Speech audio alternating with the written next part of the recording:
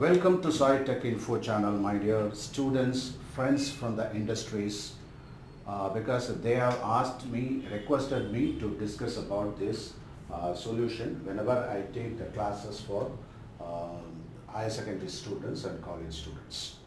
Now let me explain in detail about this solution, and this lecture may consist of 2 or 3 parts. Now let me initiate this.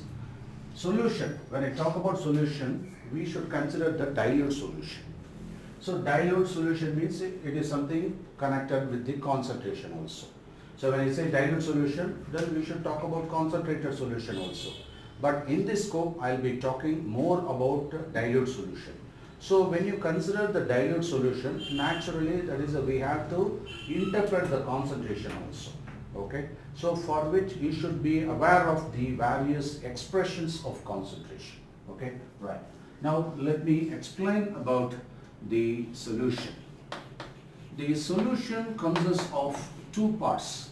One is solute, another is solvent.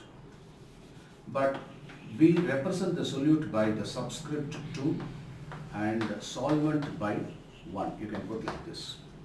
Why? Because it occupies the major portion, that is solvent, whereas solute occupies the smaller portion, that is minor portion.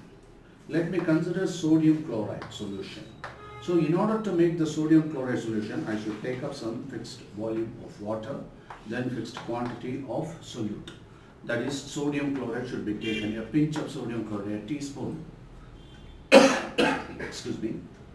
So sodium chloride is taken, and water, it is dissolved in sodium chloride. So water is in plenty, and that is why here water is the solvent, and that is represented by 1, and here solute is sodium chloride.